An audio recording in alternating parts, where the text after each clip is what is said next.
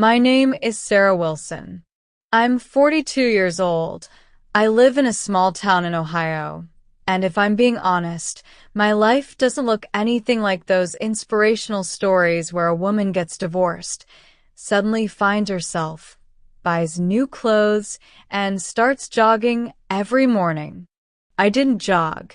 I bought stronger coffee and learned how to sit with silence. After the divorce, the house felt different. It was the same house, the same walls, the same kitchen, the same third step on the stairs that always creaked. But without the kids' voices and without Tom's footsteps in the morning, it suddenly felt too big and too honest. It's hard to pretend everything is fine in a house like that. Sometimes it felt like the house knew everything about me. It knew when I was tired. It knew when I was pretending to be okay.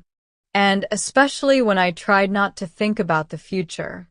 There were evenings when I only turned on the light in one room. Not to save electricity, it just felt easier that way. Less space for thoughts. Less emptiness around me. The house used to be full of noise. Laughter, slammed doors, someone always looking for socks. Now, in the mornings, all I heard was the coffee maker and my own thoughts. And honestly, sometimes they were louder than I wanted them to be. The first warning came in October. Literally. The water heater made a strange sound, somewhere between a sigh and an old man clearing his throat, and then it stopped working. I stood there staring at the cold water and realized all the grown-up problems were officially mine now.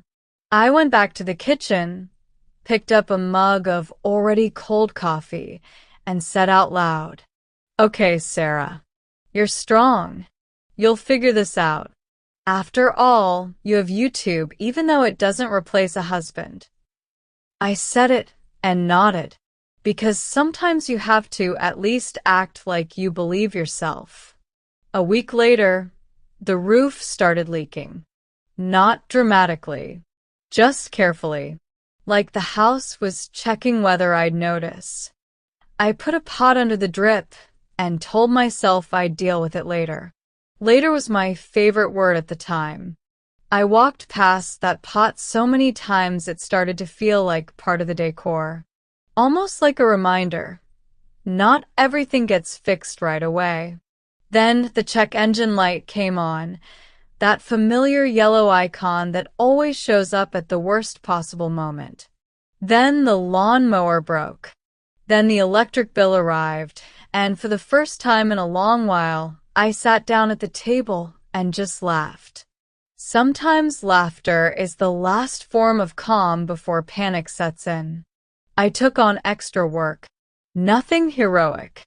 Just more hours, less sleep, and the constant feeling that I was chasing something. Sometimes my past self. There were days when I pulled into the driveway and sat in the car for a few extra minutes before going inside. Just to gather myself. Just to breathe.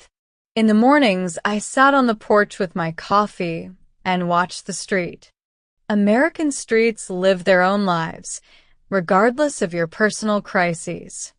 People walking their dogs. People heading to work. Someone mowing the lawn way too early, like they were trying to prove to the world that everything in their life was under control. That's when I started noticing Mike. Mike lived 2 houses down. He was around 50, a widower always wearing a baseball cap, and he had this look like he already knew something was going to break, and he was okay with that. He fixed things. Fences, porches, old cars. Calmly. Without complaining. After a while, I realized something else. Mike showed up at almost the same time every morning. Not on purpose. Just steadily. Like part of the street schedule, right along with the mail truck and trash pickup. There was something comforting about that kind of consistency. One morning, While I was switching out the pot under the drip on the porch, I heard his voice from behind the fence. Sarah, I don't want to get into your business, but your roof is leaking. I sighed and looked at him. Thanks, Mike. I thought it was a new feature, the budget version of a waterfall. He smiled, the calm kind of smile of someone who had seen worse. A couple of days later, he helped fix the roof. I stood below, handing him tools, feeling awkward. I hated asking for help. After the divorce, I decided I needed to prove I could do everything on my own, even when I couldn't open a jar of pasta sauce. You know, Mike said, wiping his hands on a rag, I don't save people. I just fix things. But in that moment, he wasn't just fixing the roof. The next day, there was a small box on my porch. Inside was a new pot and a note. Just in case. But hopefully you won't need it. I smiled. Not because of the pot. Because he'd thought ahead. Winter came fast. In Ohio, it always does, like it's in a hurry. Cold, snow, long evenings, and that feeling that the day ends before you've really lived it. Sometimes I caught myself talking to the house, asking it to be patient, promising I'd figure things out. Somehow, one night, a heavy rain started. I was lying in bed and already knew what I'd hear. And I was right, dripping. Again. I sat on the kitchen floor, watching the water, and felt something break inside me. I was tired of being strong. Tired of being the adult. Tired of pretending everything was under control.